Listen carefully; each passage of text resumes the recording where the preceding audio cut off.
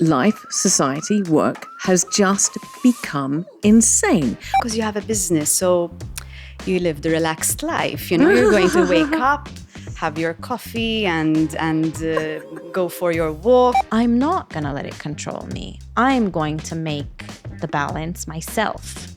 That takes discipline though, huh? Then you have to be strong about it and you have to actually find the time for yourself. When we say, oh, I have balance, you automatically like, oh my God, she has her shit together.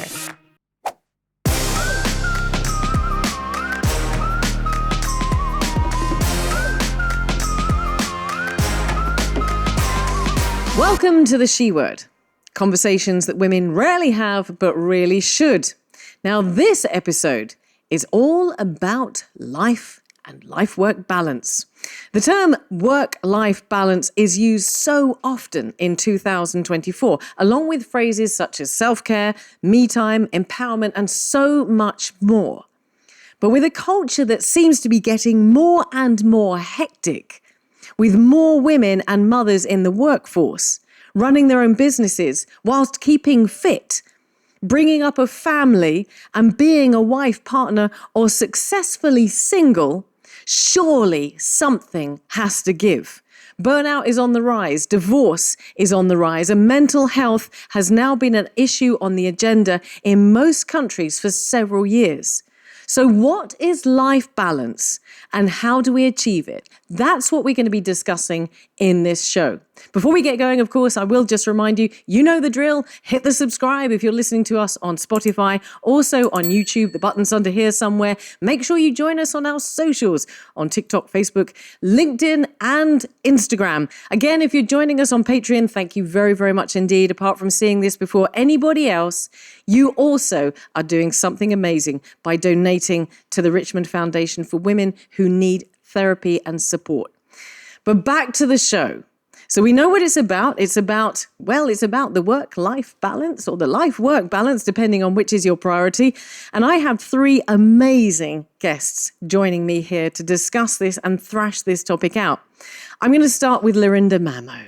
Hello, Lorinda. Hello. Lorinda, you are not a stranger to the She Word. This is your second time here on this show. You were on Women and Health, I do believe, and that was back in season 2. Yes. You are also an influencer, you are a content creator, you're a mum. A lot of people would know you for your journey with Henry as well, but you're also a business owner, you also are a wife, and you're a very dynamic woman who we all know a little bit of the story about. I'm going to get you to fill in the gaps in just a second. Now, when I saw Yana before we came onto the show, I had a little bit of a girl fan moment because Yana's all over social media as well, but for a very different reason, because you are Yana Azzopardi, Yana of Yana's Jewelery. Yes. And I'm really excited to have you here because your feed is also full, not just of your business, but of your positive messaging too. Lara Azzopardi. Now, I've been trying to get you on this show for a while. Yes. And I'm really glad that you can be here. I'm very honored. Because you are, this is just mind-blowing. You are not just an actress, a presenter, a producer. Your mum is a producer, but you are also a mum and a nurse as well, which is astonishing because this is the topic. It begs the question, first of all, how do you fit all that in? We're going to talk about that in a second, but before we get to the actual meat of the show, I want you just to fill in the details. Tell me a little bit more about you, because you are a TV presenter as well as many other things. But that gave me a lot of pressure, because the way you were introducing me, it makes me sound like I do have a real good balance in my life. Well, pre-show, we were all sitting around having our makeup done and going, well, I haven't got any good balance in my life, which is even better. So much pressure. We're going to be normalizing not such a good work-life balance in this show. But tell me a little bit more about you. Well, I get to do quite a lot of things in my life. I have a passion for anything that is artistic. I like art, I like drawing, I like painting, I like plants, I like animals. I like film. I also graduated. I did my master's in film as well. Oh, wow. And I produced my own documentary. It was about crime, criminology, rape, murder. Heavy stuff. Wow. Wow. Yes. Wow. So I do work a lot in the media industry as well. as a full-time job, I'm kind of getting my foot back into the profession now because I don't really work as a nurse anymore, but I'm a device clinical specialist, which basically I work for a local distributor, and we have devices which we use for vascular interventions. Okay. It's kind of glorified plumbing. You can kind of... I like that Because we term. go into the vascular Nice. system and we operate through not me, the interventionalists, but they use our devices, the ones that I represent locally. So there's a wide range of strings to your bow. You Quite sort a of lot. spread yourself out a little bit, and I'm looking forward to finding out how that all sews and weaves into your life. So I love That's the that. I tricky love that part. face. I love Laura. Suddenly I'm feeling very normal. Yana, I must have missed some things out about you. I mean, you are a very well-known face in Malta. Tell me a little bit more about yourself. So, I'm Yana, owner of Yana's Jewelry brand. As you said before, thanks so much for having me on the show. Very honored. Basically, I'm a business owner. I've had the business for about 11 years now. This is my 11th year, actually. My life has just been jewelry for the past 11 years, I would say. Designing, just keeping up with everything, as we're going to be discussing, balance and going to work every day, opening my outlets, finding a balance with everything. In the past, I was also a social worker, so I did graduate as a social worker, totally different to what I do today. But jewelry was always a passion I had. It was something that I explored eventually, and it took off. And, now it's my full-time job, and I'm at it every single day, as I said before. I love traveling. I love my dog. I love dancing. What dog do you have? I have a fox terrier breed, but mixed with a talcaccia. She's Yeah. adorable. That's it about me. But really. well, I mean, you say that's it. That's it. it. I mean, That's isn't like- this what we do as women? We say, oh, well, that's it. I've That's only it. got 520,000 Exactly. things that I do, but that's it. I'm so glad. I am really glad that you're here. Thank you for having me. I'm very excited. Lorinda, what did I miss out? I don't know. Thank you for having me again. It's You're very, very welcome. Really nice to be here with you and with these very lovely ladies. I don't know. I suppose I could say that I love creativity. I always loved creativity. My only balance is trying to balance a medically complex child and my creativity and finding how I can mishmash them together. And I don't know, I don't feel balanced. I'm just going to put that out there, but I make it work. And just every day kind of going with the flow, basically. See, that is the show done. We can go home now. Lorinda's just said, I'm not balanced, but, that I just try and make it work. Okay, that was it. No, I am so glad. That's what we're going to be delving into because, as I mentioned before we sat down around this table, we all were very, very honest about the fact that life balance, and I keep using these terms, life balance and work-life balance or life-work balance. And we're going to interchange between those because I think even managing balance outside of a work environment is incredibly difficult. I'm going to throw some statistics onto the table first of all. 72% believe that a healthy work-life balance is crucial. Goes without saying. 78% of women say this balance is essential to career choices, compared to 67% of men. 25% of employees say they never or rarely take days off work. 62% say they check emails outside of work hours. Now, of course, if you run your own business, the tendency is that you're going to be checking emails all the time. And with the availability that we have to technology right now, you can check your email even if you're sitting in the Bahamas on a beach. 34% of women and 26% of men reported feeling burned out always or very often. As a third of women are feeling burned out always or very often. 97% of women believe asking for more flexible work arrangements could adversely affect their chances of promotion. 97%. That's a lot. 2/3 of women in highly flexible work arrangements plan to stay with their employer for more than 3 years, compared to only 19% of women with no flexibility. So we've got a picture that's just there. There's statistically, recent statistics from last year that proves that this work-life or life balance is an issue. So before we delve into how it affects us personally, I'm going to ask each one of you, this is a very now conversation. This is a very current conversation. This is a topic that keeps coming up. And even as we've been going through the she word, I've heard these terms: empowerment, life balance, life work balance, self-care being said over and over and over again.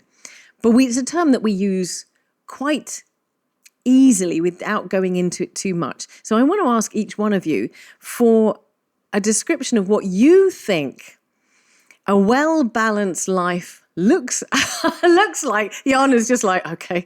And what an unhealthy imbalance looks like. So your thoughts on either of those? So I don't think that either of those are exclusive. Balance is balance. You'll always have good and you'll always have bad. You can't balance, I feel like, has become one of these toxic go-to words of the moment, you know, like we have to have balance, like let's all be positive, and it's a load of crap, to be honest. It's like a buzzword. It's a buzzword, exactly. So balance, we say it, and automatically, even I find myself, like when we say, oh, I have balance, you automatically like, oh my God, she has her shit together. And we need to get past that and say, if someone has balance, that means they're going through the good stuff and the bad stuff, because balance is balancing the good and the bad. Very true. It's not one more than the other. And I'm really like, it's just so makes me like so infuriating, because automatically we say, yes, balance. I was like, oh my God. How deep. I know, we've gone straight into the deep end of this Just conversation. made me forget everything that I had in mind. I will do that. I actually hadn't thought of that. True. It is true. She's a Libra. Are you a Libra? No, a Scorpio. Okay. But that is true, that in any life you're going to have this and that. Always. But there are instances where there is more of that and less of this. But then you have to balance. So this is what I'm asking. This is what I'm saying is what does a well-balanced life look like, and what does an imbalanced life I think look it's like? a matter of having to dance with the music, that whatever life throws at you, you just have to balance it out, accept it, and move on, adapt to it. Prioritize as well. So, I mean, if you're going to, you can't have balance if you're going to give priority to something that's going to weigh you down.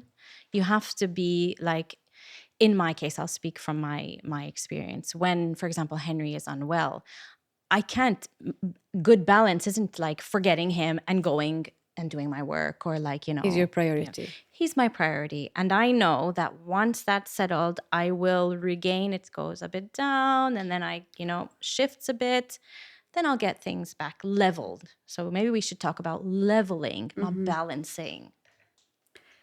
Seriously, we can all go home. Well, we're going to sit here and drink the wine. We're just going to let you go home. I mean, that is, you're making me... 100% with this. I mean, with society nowadays, there's a lot of pressure. You need to have a balanced life. You need to take a break. You need to rest. You need to go abroad, switch off, turn off your phone. But are we actually doing that? Are we actually switching off our phones before we go to bed? Because I don't. I'm still, you know, reading my emails, checking in my messages. I'll have issues with my employees late at night. I have to sort them out. So when it comes to balance, I think, as Lara was saying, it is something that you have to cope with. You know, if you're in that situation, you have to see what you're going to do to ground yourself. It's important to ground yourself, because if we don't, we're going to get burnt out, you know? We are definitely going to delve into the ground. I mean, already we're 5 minutes in, and all three of you have said dropped these golden nuggets, as I like to call them. We're going to be talking about you said leveling, you talked about grounding, and you used a term that I'm going to come back to in a second as well. Menopausal brain fog meant I forgot it, but it's okay. Hang on, 2 minutes and it will be back again. Ain't it true, right? Exactly. Even now I'm trying to think. I'm thinking, Okay. But when you Yana, you led very nicely into my next kind of point is that when we talk about work-life balance, it goes without saying that life has become busier. And before we sat down around this table, we were almost berating ourselves for not being able to be as balanced and cope as well with everything that's happening.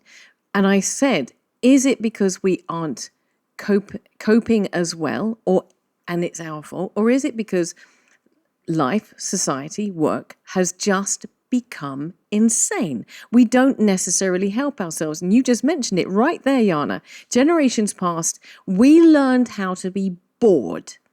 We learned to be creative from boredom. And it seems now that we want to pack every single minute with social media, careers, activities, extracurricular activities, travel, so on. We don't sit and just be bored. And do nothing. We're scrolling. Although I have to say I haven't quite mastered TikTok. But we're doing this. We're doing this all the time. We're feeding all the time.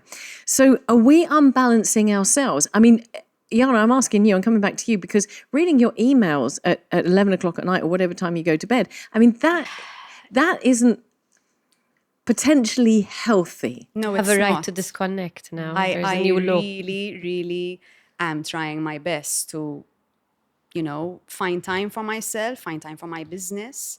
Obviously, being a business owner isn't easy. So when Has you different are priorities, obviously. running it on your own, all day and coping with everything, the design side, the marketing side to it, all the issues you have, you can imagine you have to deal with them alone. Obviously, you have the support from your family, my husband, but then in reality, it's my business, so I have to do everything.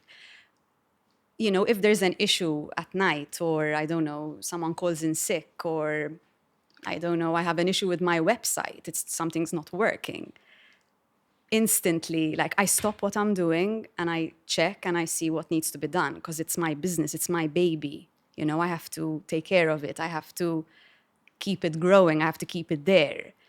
But then again, I feel that, yes, it does affect my life in the sense I can't really balance time well, as in I'd love to do more of me time, but even when I'm abroad, it's the same thing. I try switch off, I try my best, but there's always the element of my business. I need to check in, I need to check my phone, see if there's an issue, a client needs something, or how are my employees getting on. But you said something really interesting, if I don't mind me interrupting just for a second, which I'm going to come to Lara with, because you said, it's my baby. So isn't that the question? There's that great phrase that you love the job that you do, you'll never work a day of your life.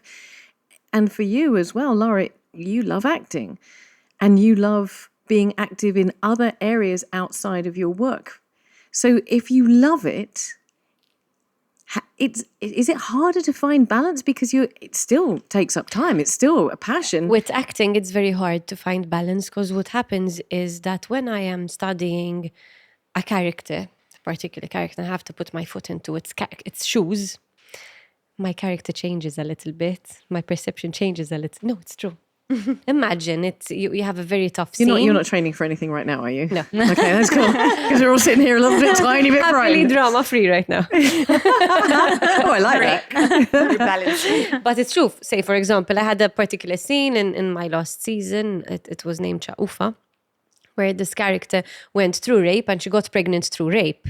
So in order to perform this character, and I had to fit in the shoes and trying to understand the psychology of the character, I was meeting up with ladies who actually went through rape and trying to understand how they look at life, their perception towards things, their way of thinking, everything. It does change you a little, because you're changing your identity entirely, like from head to toe, into switching into the character. So it does affect me. Even like daily decisions that I do, I'm like, okay, no, that's something Rose would do. That's not Lara. So there's a little, very true. So Wow. it kind of changes your identity for a little while.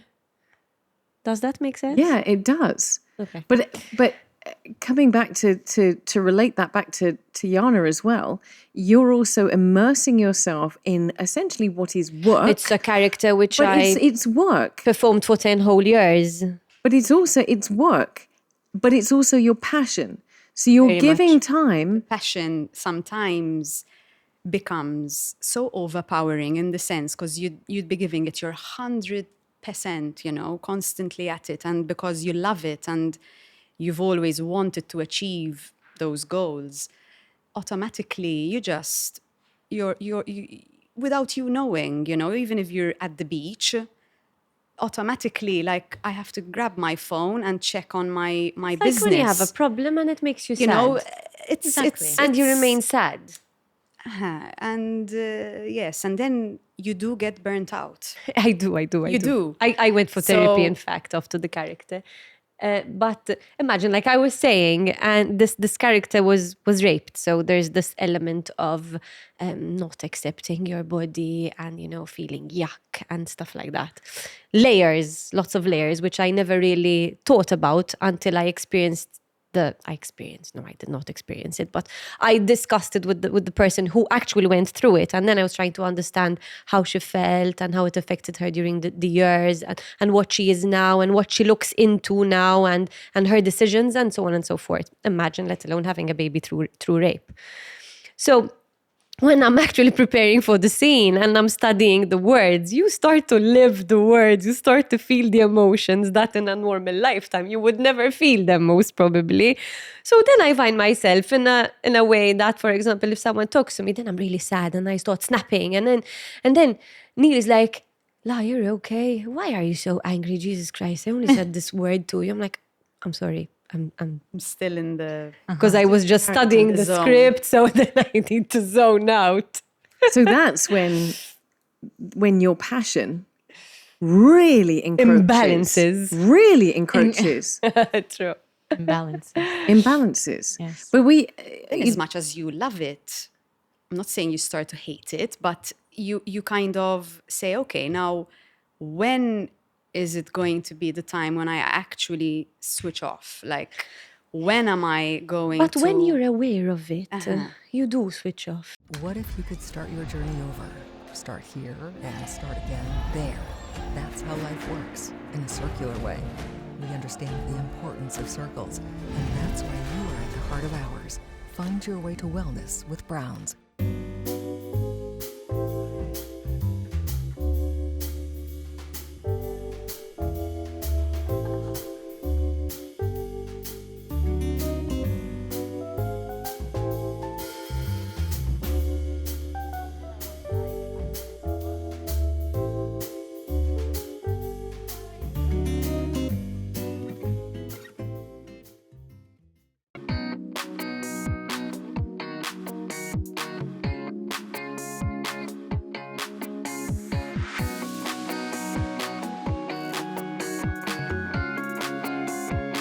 Well, hang on. Let me ask Lorinda, because Lorinda's on socials an awful lot, and you're quite active there. You have a sizable following. You also have, of course, your son, who you're very committed to and takes up a large amount of your time. And I forgot to mention that you were on the health show. I was stunned by Lorinda because you're a cancer survivor as well. So there's a whole bunch of things going on with you, and you're also asked to speak. But you and I grew up before socials. We grew up before the internet. No document of anything. I know, there's no photos. No Did they photos. actually exist? But we're 80s babies as well. yes, So we yes, kind yes. of got a bit of... little bit You of- got, you tail got, end. you got a little bit of it. Tail end. You got the tail end. But because of that, do you find that you're coming back to this social media, career, work, getting to the root of, are we unbalancing ourselves? Do you find that these ladies are unbalancing themselves through their careers, through their passions? Are you unbalancing yourself through social media? Do you find yourself scrolling and posting late at night? And or do you find, are you able to switch off when you go on holiday? Ooh. I am very, not I am very, but I try to be very conscious. So even this, I used to, for example, wake up and the first thing I do in the morning is like I grab my phone. And this was automatically, one, draining me before I even get out of bed. And two, it was like, I would say, oh yeah, just 5 minutes. And I'd still be in bed for like an hour. And I was like, okay, no. So now I have this whole routine. I made it a point. I have this whole routine before I pick up my phone. the social media doesn't own me. I make it a point to, I am the one making the rules. And you know what? If I don't like it anymore, I'm just going to switch it off. I have realized that there are so many other things that can affect you and change your life. And, things change. It's cliche, yes. Things change in a blink of an eye, as we know.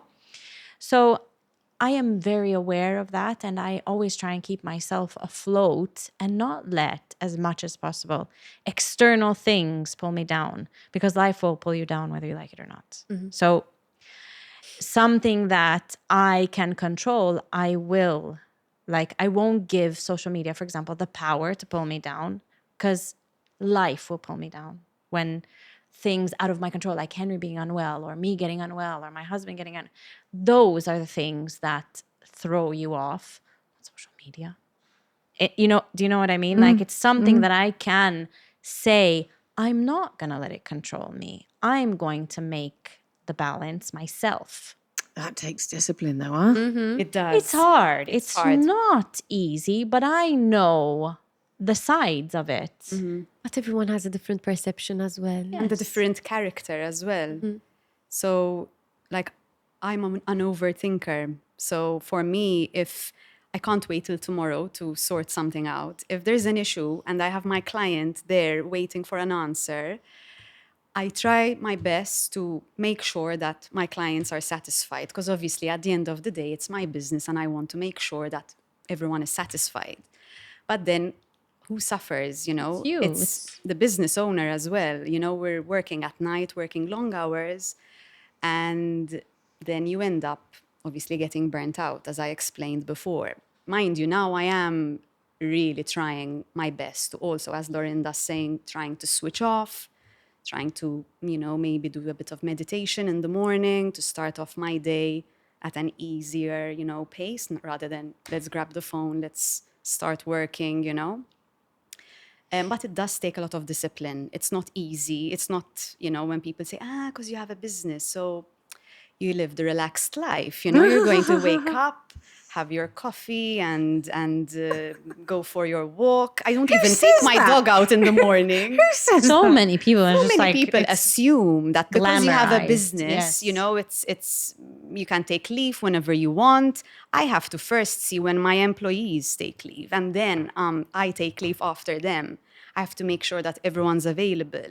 How will I run my shops, if they're not there? Can I ask you a question? I'm going to throw this onto the table for each one of you to come back on this. But you mentioned there that if something goes wrong, you have to reply to a client, deal with the issue.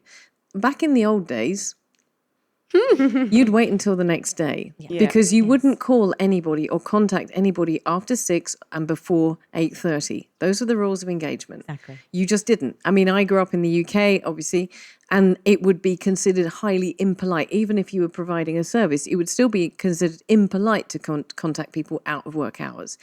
So again, I come back to, have we done this to ourselves? And is it an age-related issue? Because you're talking about a very mature approach to social media, to finding time, to finding balance. And I'm probably at this point kind of more on this side of just I am very responsive. I have my boundaries, but at the same time, I do believe all of us struggle with boundaries because media has made us available all the time. And technology. Accessibility. Technology, because it's like, you send an email and, you wait for a reply there and then. And even Or if they don't get a message, WhatsApp or phone. If you try to create boundaries and say, okay, I'm just going to switch off now, then you're appearing online. Oh, she didn't answer back. Or she didn't. And people get back to me offended. because you're online. We actually did This is it, right? How do we get rid of that? But I mean, if, lot for of pressure. example, if I send the odd time where I'm very conscious of like what time, even I send emails, even if I work late at night, I'll draft them and I'll leave them there. If I send an email or a message like after 7, first of all, I'm like, I start my messages, please do not feel the need to reply right now. reply tomorrow. I am not. I don't. I send an email. I just do it. Even I send emails like after 8 or not, whatever. Or I'll check if the person is online, and I still will be like, okay, no, it's like 4 a.m. I'm the only one who's up like at this time, But people have zero boundaries. And like you were saying, if someone sends you a message, they need an answer Straight right away. there and then. Or like they'll send back and be like, why aren't you answering me? Or then they'll call you, and it's like, whoa, chill. But this is what Lara just said, is that you can see when someone's online. So what? Yes, I know, but don't you... that's exactly it. You look at it and Probably you're the like, approach from the client perspective. Mind you, I'm not like that. I don't. No. But I can imagine. I don't deal with clients. I mean, I don't know much about business. I deal with patients and doctors. But we're always available 24/7, and on that matter. But it's part of the job. It's part of the package. It's part of the responsibility. But like in your case, for example, so if someone's messaging you or calling you about jewelry, for example. No, there's a life limit. or death. No. But what I'm saying is, if let's say, I'm saying for you, not for... if let's say, there is a technical issue, my website, something's wrong, or something, a client needs a specific gift or something of the sort. I'm not saying in the evening, but there are times throughout the day when you might not be available, or if I'm away, or where automatically you're still at it. So you're still thinking about, the business in my case, because I've got outlets, I have my employees, so I need to check in every now and then. Besides all that, being a creative, then comes the inspiration of it all. So then if I'm in bed, I'm about to sleep, I start sketching my ideas. So that's another thing. I can't switch off. but that goes back to Lara not being able to switch off from her character. So I go into this character as well, like with design, and my ideas come at night as well. The pieces I create, I get my ideas and I wake up, I have to sketch something. So I'm still at it. I'm still at work. My husband's like, switch off now. We need to chill. And I'm like, Han, I have an idea. I want to do this. Character as well. Character, Persistence. And But don't you find that part of the job, like the nice part of the Yes, I do. job, I and you do. enjoy it? So I do. I mean, in reality, it's not like the pressure of... No, I do enjoy that, but still, I feel that which part of the day am I going to actually totally, even when I'm walking the dog with Gina, I'm like, okay, you get to relax now I need to go more. back home, I need to, upload something or take, film a reel or, tackle something else. There's always something. So that's why when we said in the beginning, balance, yes, but it also has to come from, the person. You have to be strong about it, and you have to actually find the time for yourself. Okay, bingo. Time for yourself. That you've just put it right there. That is the phrase that we're going to just dwell on for a second, because we've got one person at the table who has a business, a dog, who is, well, I have a dog too. They're quite demanding. Yeah. But you have a business that you wake up in the middle of the night thinking about. You have a family that is quite demanding on you, but you also are a businesswoman, and you're also on social media. You're speaking at conferences and so on and so forth. And Lara's a nurse and an actress and a mum and probably a dozen other things as well. I have a dog too. Welcome to the dog owning club. And 2 cats. Okay, fair enough. You got 2 cats. You out trump us here. But how much time in reality, do you have for yourself on a weekly? Did you hear that? I heard a little whimper from the other end of the table. When I'm driving, honestly, sometimes. That's not time for yourself. It's just like I'm listening to music when I'm driving, You get or to do the calls. yes, and when I'm walking Gina, yes, I must admit that's time for myself.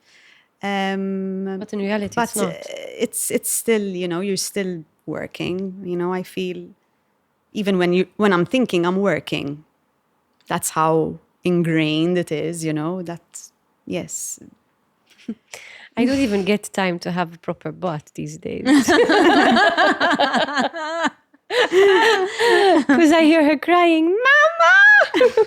Well, I'm going to just come to that because on a recent show, which was Stay at Home Mums, there was I think it was Christine was saying, I can't remember who it was talking about the fact that they couldn't even boil an egg and peel an egg without the child needs to be, and has learnt to do it with one hand because they don't have time for themselves. And I think it was her, Christina, that was talking about making this time for self-care. So I'm asking you, we're going to come to the health issues of an imbalance in a second, which I'm pretty sure Lorinda has ample to talk about. But as a mum and also having all of these passions, how much time a week do you get to devote to you? I only realized I have this issue, this imbalance recently. Until Zara just turned 1 now. So it was so, as Yana was saying, it was so ingrained in me that Zara was a priority. Neil, the house, everything else, that I kind of forgot about myself. For example, I go somewhere at an appointment and I'm carrying my ice pack and my breastfeeding supplies. So when I'm actually doing something, I'm actually pumping milk at the same time. So that's not that time for yourself. Multitasking. Everything. So I get to try and plan things, Okay, it's time for me to pump milk. It's time for me to do this. There's never a time for me to relax. And suddenly I realized that this is I was really getting burnt out. Really getting burnt out, like badly. And I was hosting one of my shows on television. I have a discussion show, and this program was about well-being and loving yourself. And I'm like, oh my God, I'm such a hypocrite. How am I going to deliver such a positive message to the audience when really and truly I am not practicing it? So I sat down with Neil and I'm like telling him, listen, dude, I know you're busy and he has very long hours, but we really have to help each other because we're a team. And you cannot put this pressure on the parents either, because everyone has his own life. So we don't expect our parents, our relatives, whatever, to help us out. Okay, there's childcare, but still, especially, and when they're unwell, it's always mommy, and they're more clingy more than clingy. I mean, that's a really bad word. I don't like using clingy, but they look out for mommy more, and which is nice. I like that. But still, that would give me less time for myself. And then I was like, okay, let me dedicate some time to walk out the dog, for example. And it kind of started working then. Mm-hmm. Then again, I'm not doing something for myself. I'm taking my dog out for a poo. I think we have to keep reminding ourselves that we deserve this time for us. But what do you do then in the time that you have nothing? What do you do? When you don't have anything to do? Because I feel guilty. When I'm not doing anything. No, when I decide that I have an hour for myself and my daughter is with my mother-in-law, for example, and I have a whole hour or 2 hours for myself, then I feel like a total absolute idiot. What am I going to do? Does this happen to you? My husband's favorite day is sitting on the couch doing absolutely nothing. I start cleaning, actually. I can't. No, that's it. Sure. But I start cleaning. But the most common word that I have heard throughout 4 seasons of this show that women use pretty much about absolutely everything is guilt. Is guilt. And we'll come to that in a second, because I just want to ask you, Lorinda, how much time in the week do you have for yourself to create this Lorinda balance? I don't know. I don't have that much time, to be honest, but I make the time. I try to make the time. And even if it's like 5 minutes, if I wake up earlier and manage to just open a book and read for 5 minutes, I'd say, okay, it's good. It kind of grounds me a bit. I don't know if that makes sense. And I'll say like, okay, I did something for me. Even if I think about it, I'll say I did something.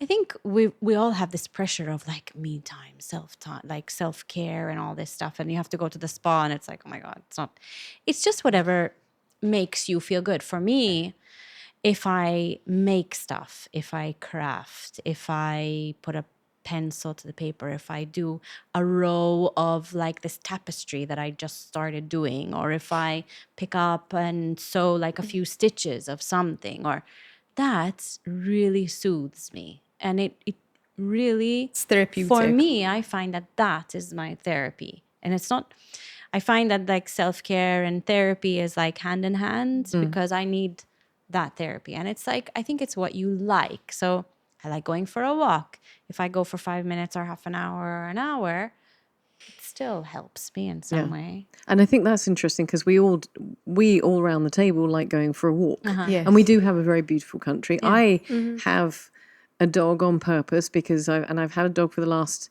18 years, because not the same dog, but that'd be a very old dog. But I have a dog because I have to go out. I have to make that time. And granted, I might pick up a few messages on the way, but when I'm going hiking up a mountain or a hill or whatever with my Tau Fennec, I have to keep my eyes on what he's chasing rather than my messages. But I think that's where we all have something in common. And I've found that having a dog for me, It changed my life. It forces you to get away from the screen. And if I'm really disciplined, I'll leave my phone behind. Doesn't happen very often. But I want to come back to, and I'm going to start with you, Lorinda, because 4 out of 5 women, this is 83%, said that poor work-life balance also caused them to have physical health issues. The physical impact of burning out, anxiety, stress, lack of downtime can be devastating. So I'm asking if that's something that you can relate to and have experienced. Very, very much so.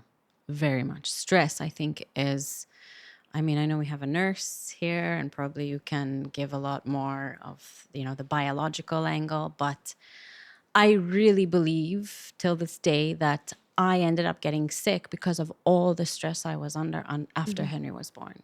Because I actually got, they did like the DNA to see if I was predisposed for cancer and they found nothing. And I just feel like stress, and we all get sick at different levels and different stages, because stress is like so organic to everyone. There's no cure to stress. So this for me is like, you have to find the time to unwind and just like calm down, maybe. I don't know. Find that calm and that peace for yourself, because stress and anxiety are killers. I really believe that. I really believe it. Statistically, they are. And I think as females, like even from your statistics, we have like all this pressure to deal with work, businesses, children, the home life, just everything is like pressure on us. And I mean, as we were saying, it's like sad that 2024 and it's still like on us. Why do we have all this stress and this pressure and anxiety? Do you hear men talking about work-life balance? Do you? I don't know how to answer to this question. I'm not a feminist, and I don't believe, because Maybe men don't talk about these Maybe they issues. I don't know. I mean, my husband helps a lot, and we pick up and let go of things like that we need. We know kind of there's like unspoken rules kind of thing. Like, okay, if he sees Henry's medicines, he knows that he still has it. We don't have to like do.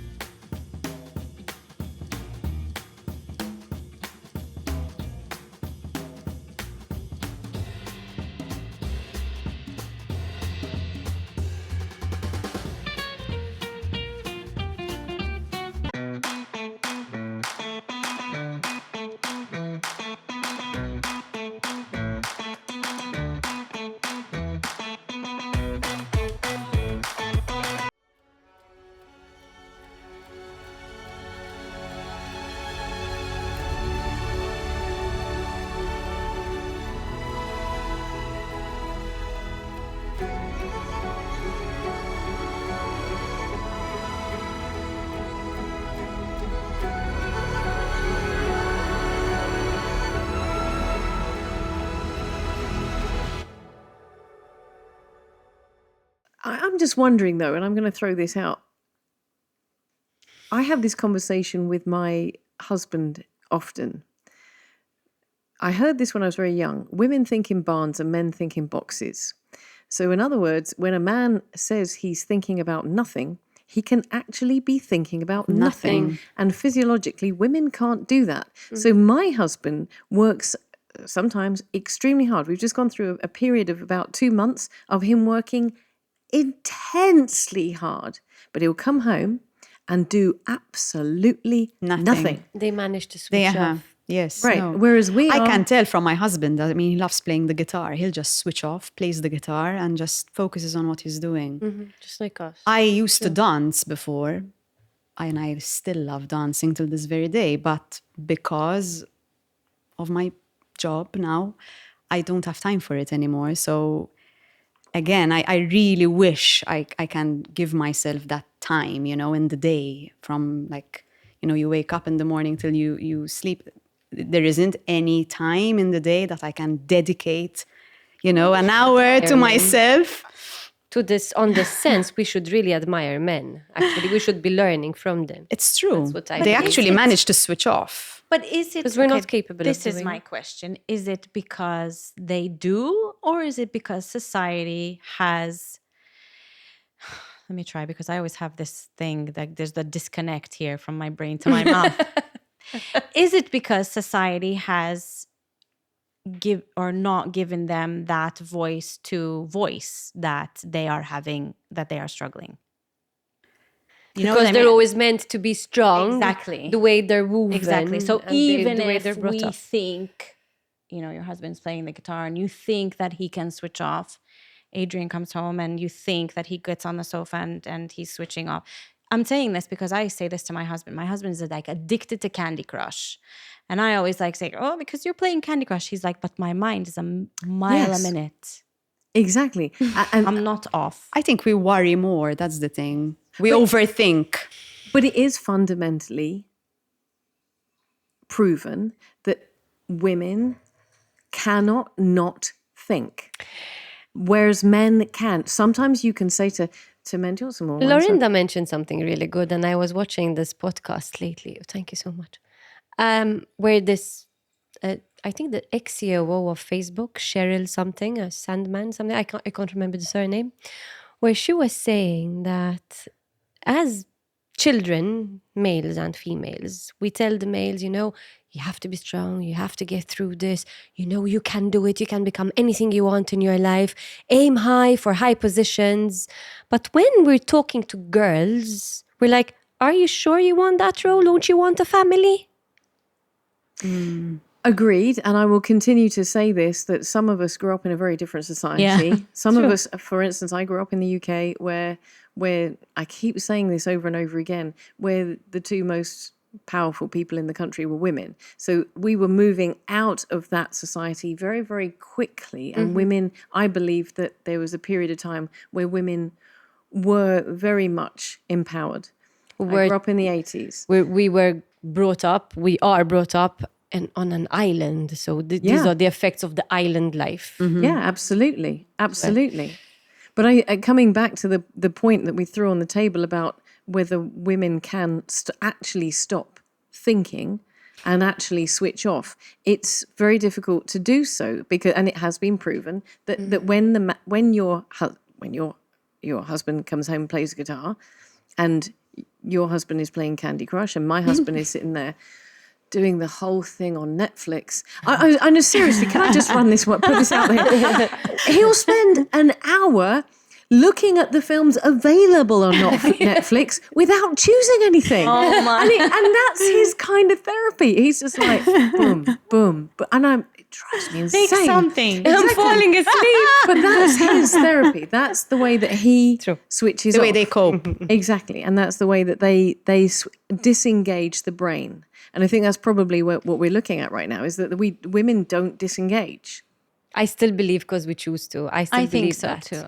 I think so too. It's like we were raised to be It's in our DNA. carer, the giver, the worrier, It's almost biological in a sense, It's not to say that men don't worry. I really don't agree with that. No, I think I'm not saying They do. They worry They have different ways of tackling it. And they, we feel like our society maybe makes us feel like we have to be like, okay, I'm worried, I have to do this and I have to do that and I have to... And it's our upbringing, the people we're surrounded with, our friends, family, everything. Exactly. But if it has an impact on our health, which means that we can't continue, because obviously the way that that your life balance impacted on you, even though it was through no fault of your own with your son, with the birth of your son, surely that is then, it should be something that we all sit up and say, we're not going to check our emails at midnight. We're not going to be pushing ourselves to do this, that, and the other. We are going to take time out because ultimately we're going to pay for it in the end. Yes, We need to take action. Like, we really need to watch it. Yes. But coming back to what Lara said, we feel guilty when we do that. Guilty. I forgot I said that. No, you did say that. But, you know, I used to feel guilty, but now I say, if I don't take care of myself and my sanity and how am I going to take care of my child? In my case, like It's a vicious cycle, eh? It's a vicious cycle. So, you know, then this is where the balance comes in. Okay, so we like flip out a bit and have like this bad day, but then bring it back. Come on, let's, you know, just balance Take it some out deep breaths. again and, you know, come back to ground yourself and get back to earth kind of thing. Because it does. But I think being aware of it and like being conscious of it and saying, okay, so it did tip. We tipped the scale, like, and I lost my shit. But now I got to balance it out again. And if that means like going out for a 5-minute walk, that's what I'm going to do.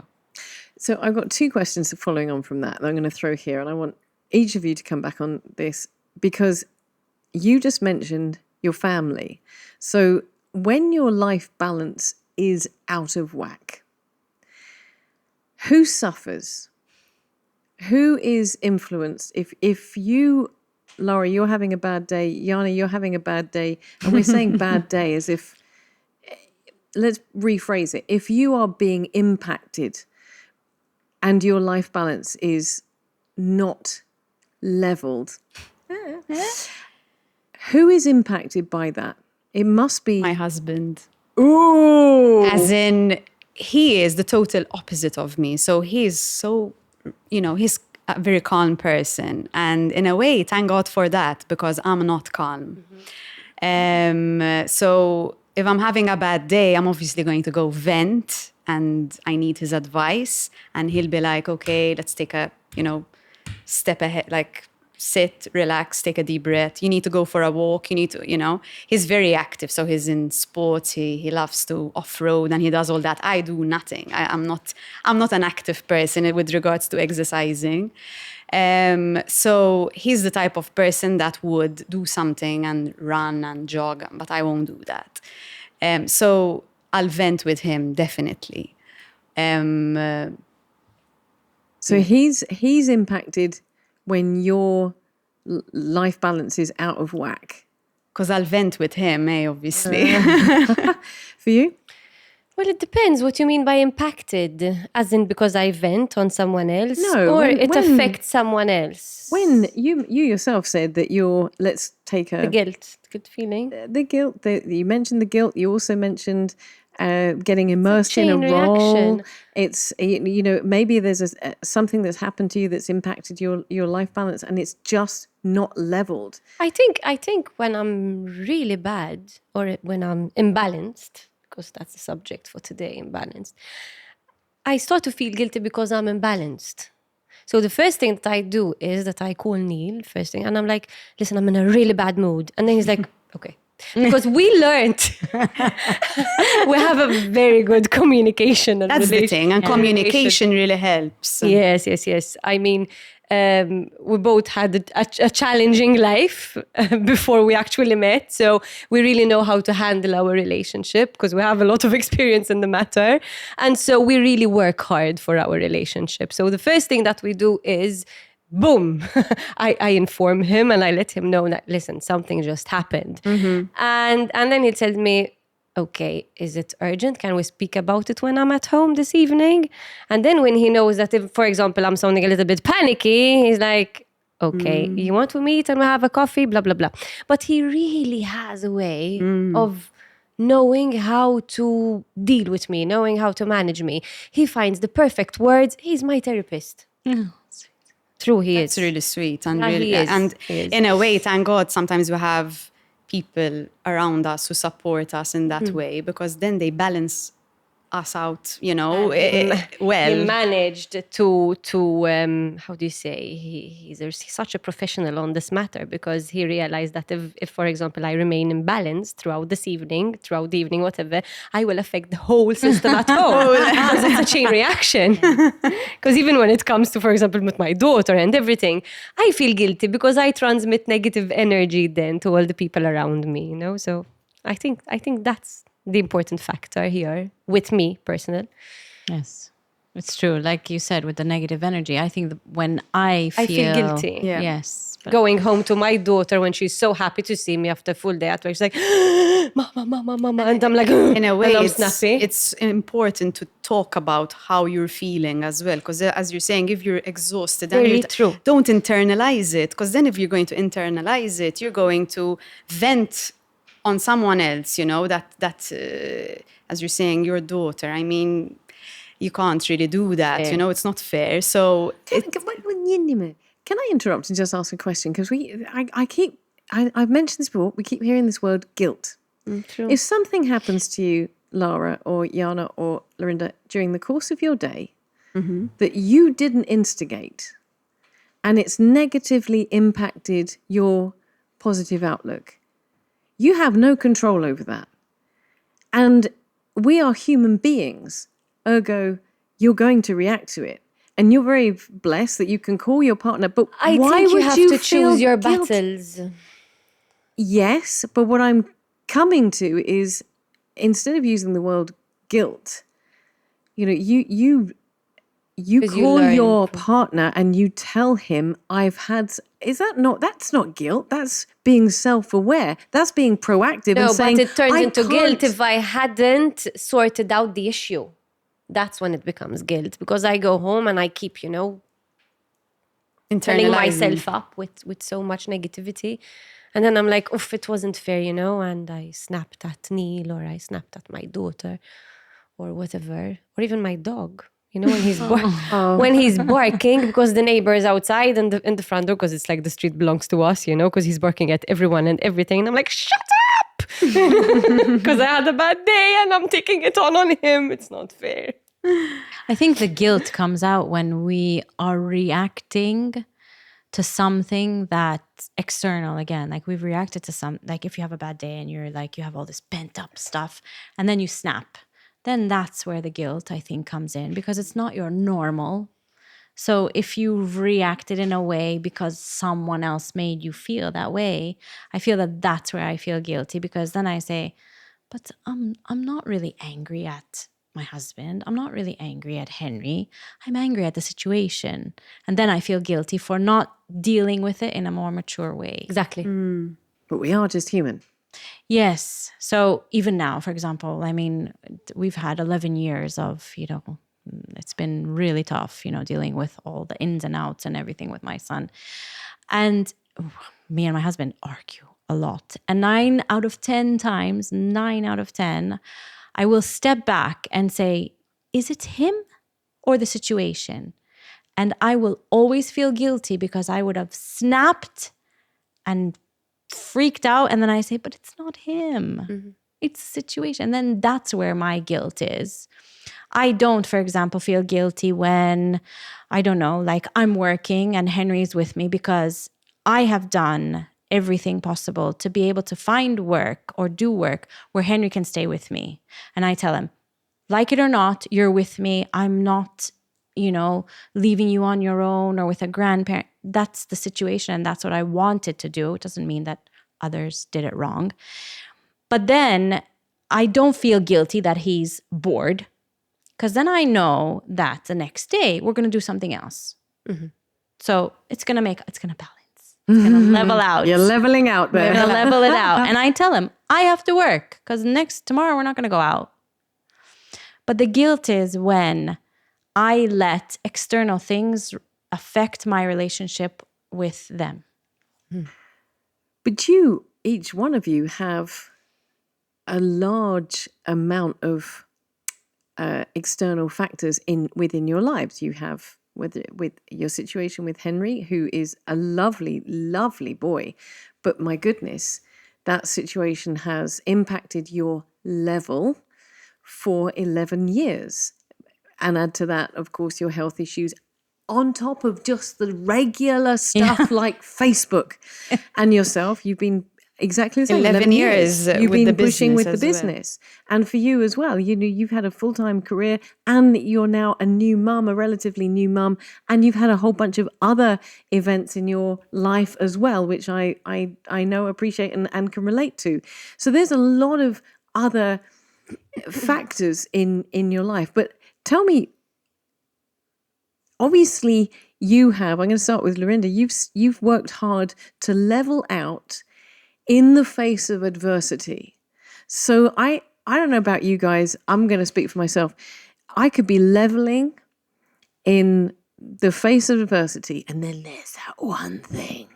And it can be that tiny thing that comes along and it just knocks me off whack. Do you have something like that? Is there something that, yeah. Almost every day. But it's okay. It's normal.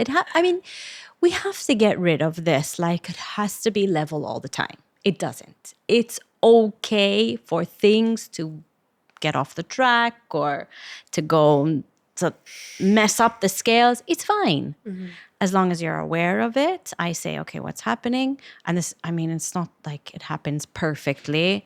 I kind of say, okay, this is what happened. I'm going to sit with it. I'm going to be pissed off. I'm going to get into a fight. I'll know if I'm going to get pissed off at my husband. And I'll probably tell him, like, please stay away from me because I'm not in a good mood today. And then it just passes and you find your way again. It's okay. We have like this feel like we have to be level all the time. We don't. But I'm going to ask you for an illustration. I'm going to ask, smiling. I'm going to ask each of you for an illustration. I'm going to put out an illustration first. So we've been going through a huge challenge. My now husband moved abroad.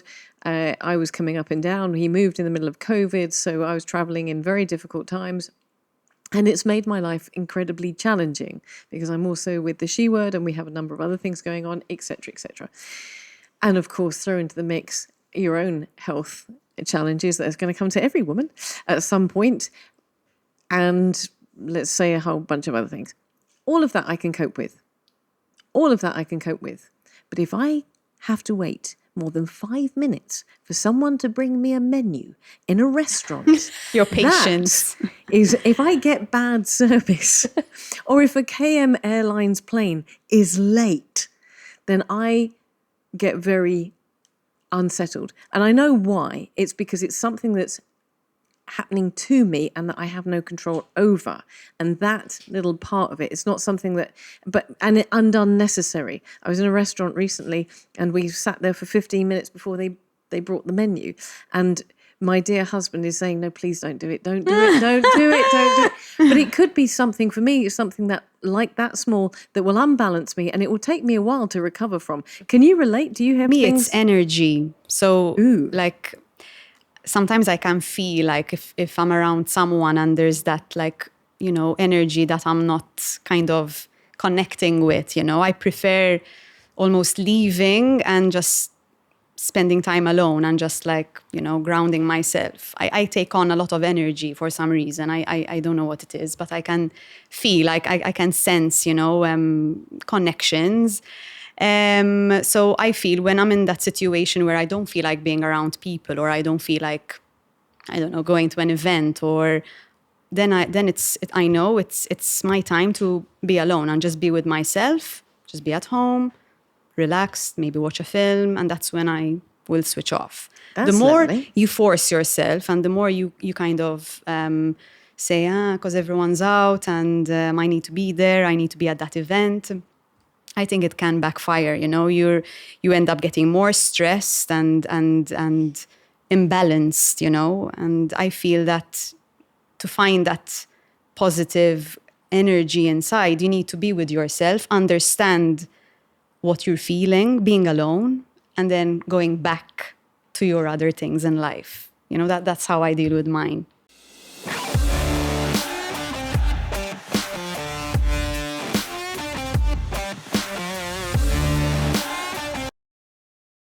Under daily aggressions, dark spots increase by 25%. New Lift Active B3 Dark Spot Serum with 13% niacinamide, glycolic acid, and peeling actives. Dermatologists measured to reduce dark spots by 29%. New Lift Active Serum and Cream. Vichy. Health is vital. Start with your skin. I like that. That's the stepping out. That's giving you permission. You're giving yourself permission to step away from something that you know is going to... If you sense it, just move away. Did you see when you said that about people's energy? I suddenly sat up. No. Right, In my mind, I'm going, the whole table's terrified of Yana now. everything's fine. No. Lara, for you, is there any single thing that I really you can... got carried away with everyone's stories. Sipping my wine. Anything that you can think of that is a trigger? Yes. Well, we try to plan out the week ahead. And I'll say, for example, okay, the weekend's around the corner. I try to do something nice, quality time with the family. If things don't go according to plan, then I lose it. That's really bad, because then I'm in a bad mood for a long time. Oh, wow. There's honesty for you.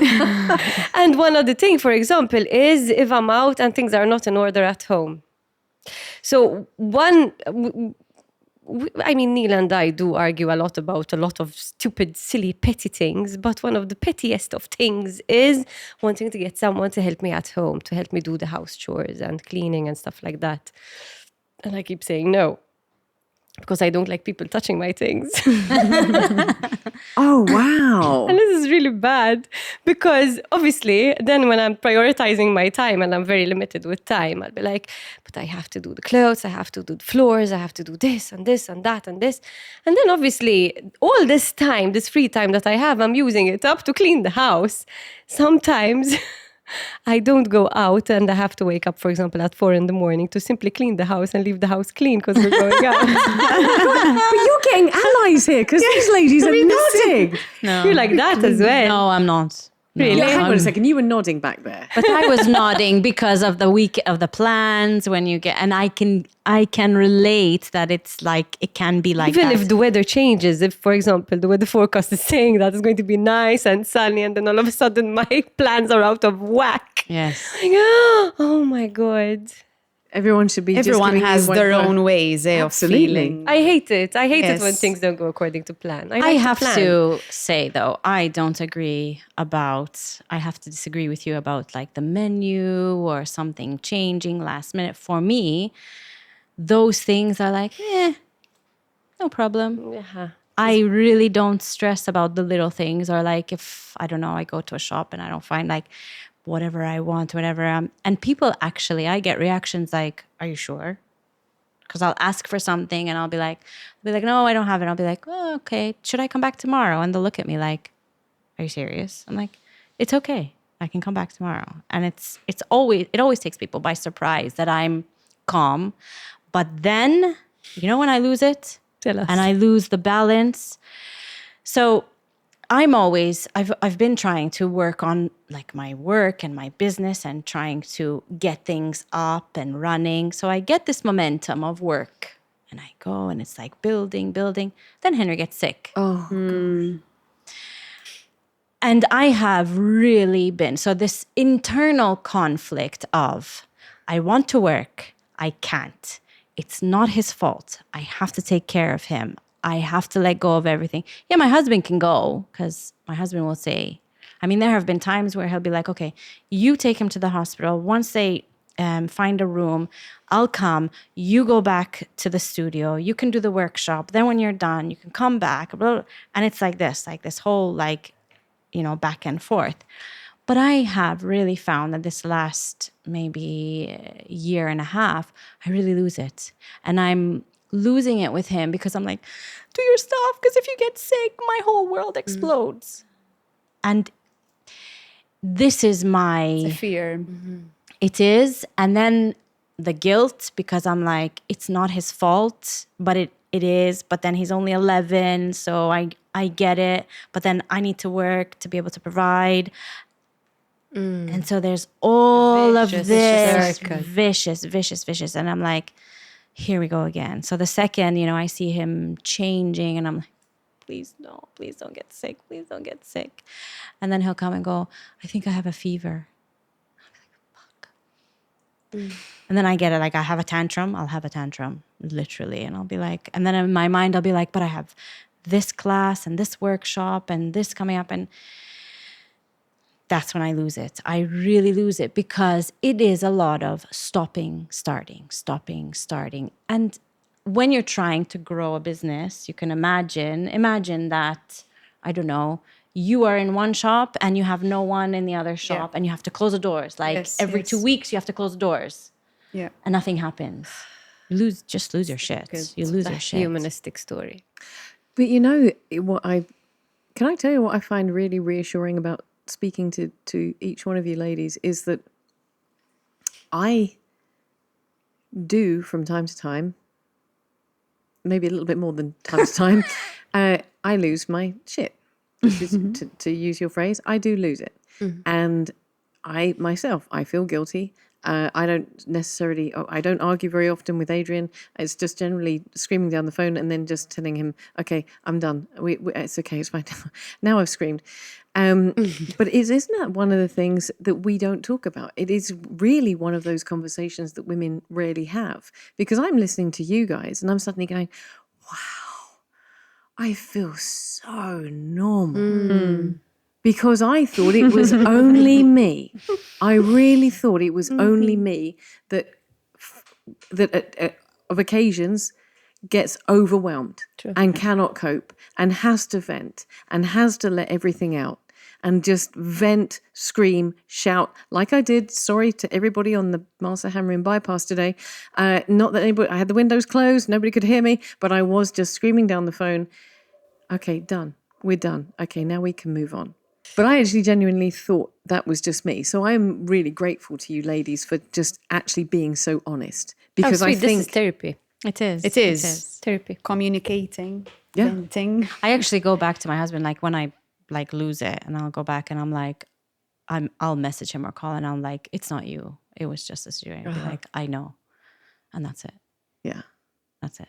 Yeah. It's okay. And then everything's like normal again. And I feel that that's important, that you acknowledge and say. And you communicate. We made this promise to each other that every time we argue and something goes really bad, before we sleep, we have to give a goodnight kiss to each other and hug each other and never fight before we sleep, or else That's very try sweet. to make up before we go to sleep.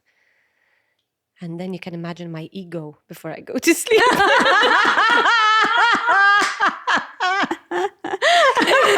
And I could tell from his body language that he's waiting for me to talk, and or else, for example, he's waiting for me to say sorry, and I'm like, and then he looks at me like from down below, like from this corner of his eye, and is like, "We're good."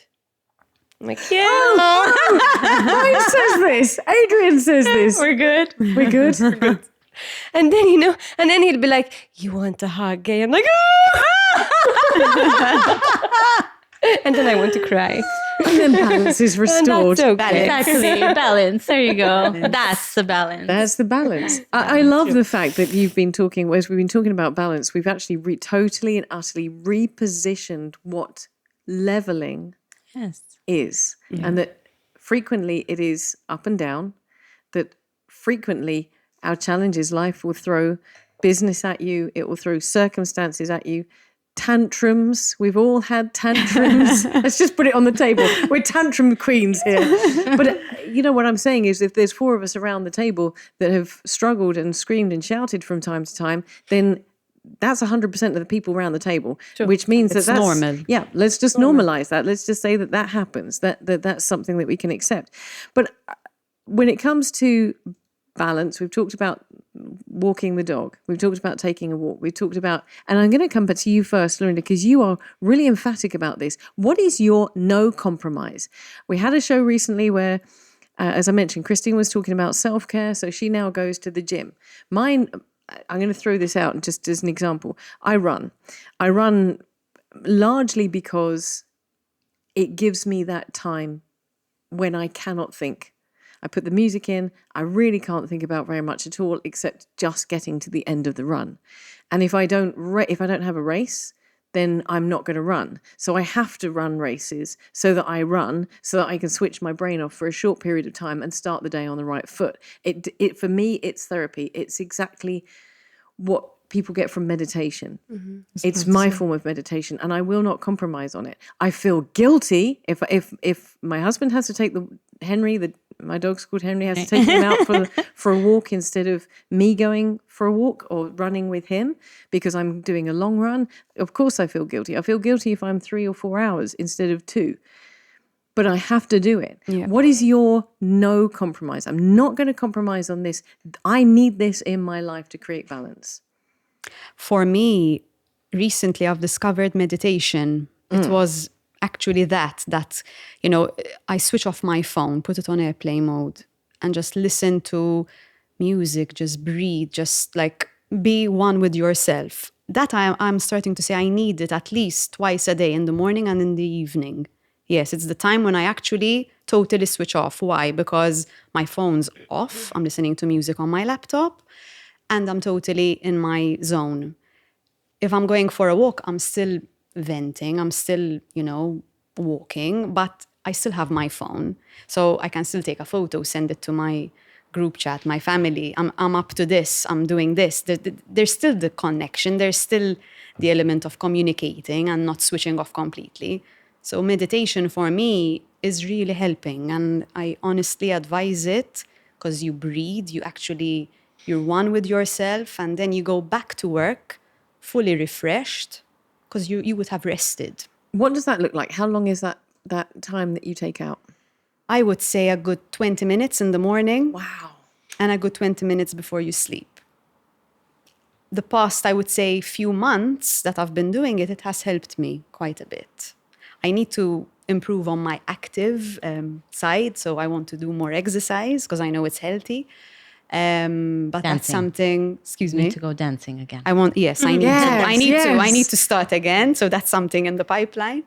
But yes, meditation is really helping. So can I ask you, honestly, you're saying twice a day, 20 minutes twice a day, every day? I mean, there are days when I skip one or the other. But when I don't do it, I actually feel something's missing because I'm not grounding myself. It's a need. I'm there, I'm breathing, I'm alone. This is my time.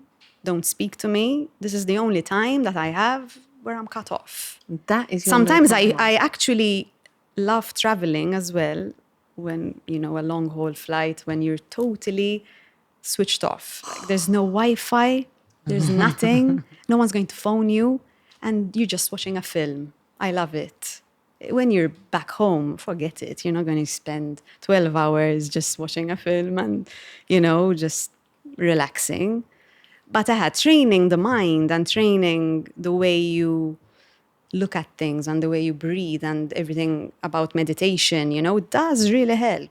It does really help. And I'm trying it, and it's really helping me. Love this. Laura, you're non-compromised. What do you not compromise on? That face. Not eating. Not eating? Not eating before I go to bed. Ooh. How come? I don't compromise, even if we're filming, we have to stop because I have to eat. Oh, wow. So I always take my packed food, my packed lunch with me. Okay.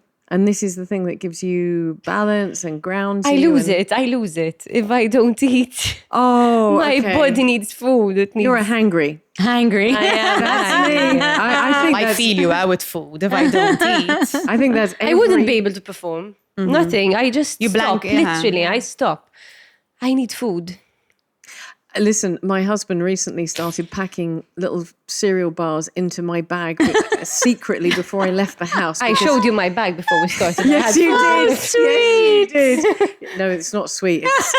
I think it's for the good of society. But again, women get hangry. We do get hangry. I recall now that my mother, prior to her cooking dinner at 6:00 in the evening, used to be really grouchy. I thought it was me. She was just regularly hangry. Yes, I need to eat early. I can't eat late. There's your no compromise. Yes. I love that. We're all coming round to your house. For you, Anytime. your no compromise. Time in my studio, doing anything with my hands. Anything. So when I feel like I'm getting more and more anxious, there are days where I feel like, my zone or my time limit of patience is like very low, or I have like a threshold. I'm like, but why do I feel like that? And I'll be like, I haven't been in my studio just doing something. And then I go and it's just like this, it doesn't matter. Doesn't have to be like Pinterest worthy or anything like that. It's just doing something with my hands, doing anything. And I feel this calm. It's almost like a meditation. If it's like crochet or sewing or picking up something new, just doing something. I have this thing. I have to, even if I see something, I say, I like that. I'm going to make it. And I just make it. And it's so therapeutic, and so satisfying. And my husband, I'll be like, I just need to go. Please leave me alone. I just need to go. It's midnight. Are you coming home? Do I have to? I lose track of time completely. But isn't it so fascinating that we've got 4 women around the table who are describing their own version of self-care? And self-care is this new phrase that I've heard, and it's been a bit poo-pooed, and nobody really likes to say self-care because it means that we're being self-indulgent. But what we're all saying is we have needs to keep us balanced. Yeah. And if we don't address them, whether it be running, whether it be making sure that you have hangry snacks. I'm sorry, I love you. You're my new best friend. Tea especially. Tea, I have to tea have and my biscuits. Tea as well. Tea. As in, I'm a very tea person. as in that brown horrible tea? water. No, Tea. tea. Brown horrible water. What? Tea. With milk, with the tea bag? You don't like tea? Ooh, no. No, coffee. Really? No. Green tea. There's for a me. particular brand which I like, and if it's not that brand, then we're Which in brand? trouble. I can mention brand. Yeah, of course you can. Of course you can. It's a Sure, podcast. I can mention brand. Yes. Okay, it's the Lion Tea. Oh, wow. Wow. Laura loves her lion tea. I know what to get for you. I carry with me in the bag wherever I go. Yummy. And I'm one of those rude clients that walks into a restaurant and I ask for hot water so I can have my Lion Tea. Oh my! New levels of respect for Lara there.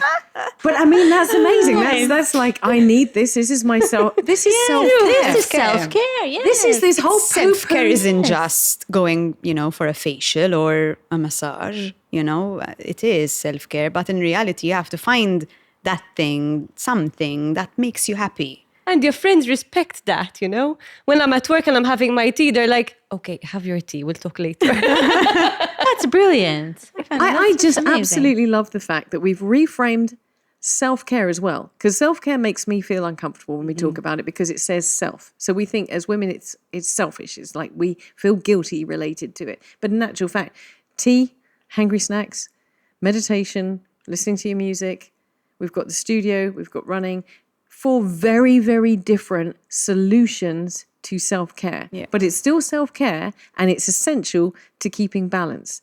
I know, guys, we've drunk all the wine, which means we're at the end of the show, okay? That's a nice little self-care there as well. Yes. Unanimously, yes. I want to ask each of you for your closing thoughts, your closing words of wisdom. I can't believe we could carry on for ages, but I'm going to ask anybody want to jump in with their closing words of wisdom first. I'm looking at you because you're looking Okay, at me. because I'm in front of you. Yeah. So, words of wisdom. So in life, things happen, life changes quickly, and before you know it, you might encounter a difficult situation. And obviously there's going to be that imbalance and you're going to be affected and you're going to struggle. You're going to cry your eyes out at night. You're going to feel, like you're weak, you can't get out of bed. It can happen. So when you are at the time in your life and you are healthy, you're 100% there, things are great, find the time to balance your life as well, because your body needs it. You need to charge your body for the times when they're so difficult, and your body needs that energy. It needs that help. You can't do it alone, but you need to help yourself. So these little things every day, whatever it is, eating good food, calling a friend, doing crafts, designing. Not drinking tea. Not drinking tea. just do something for yourself, so that when you're in that stressful situation, you can cope with it and your body can actually handle the stress. You don't collapse. I love that. I love that. 100%. Well, Yeah, my no, turn. definitely. You and your tea. Well, I think that life changes us. As I was hearing Lorinda talking and all of you talking, life throws at you different situations and you have to adapt, whether we like it or not. Otherwise, we're imbalanced. And with every experience in our life, we create another version of ourselves. I am not the same Lara that I was last year or the year before. I've changed so many times. And I get influenced with the characters that I perform. I get influenced with the people that I meet. So then I start to realize how maybe I was a little bit immature in certain instances, and other days when my decisions and my perceptions change as well. So obviously this is the result to all of this is obviously creating a balance which makes sense to the current needs that I am in right now, and the needs for my well-being, for having a healthy, balanced life, a happy life. And most importantly, I think that nowadays, since my priorities have changed so much, they really, really changed. What I look for in life right now is being happy, being healthy, and being surrounded by the people who really matter to me, and away from negativity as much as possible. So I think those are probably my words of wisdom, and those are what apply to me. And I hope that helps, at least for someone who's watching the podcast. It's brilliant. I'm going to let Lorinda have the closing words in just a second, but I just want to add on something that I discovered recently, or something that occurred to me recently, coming to you, exactly what you just said there. I never do this, but I'm going to throw in a thought as well. We have a finite amount of energy that we can allocate in any one day. And I've started looking at it in terms of units of 10. And it might be that 2 of those units go on a run.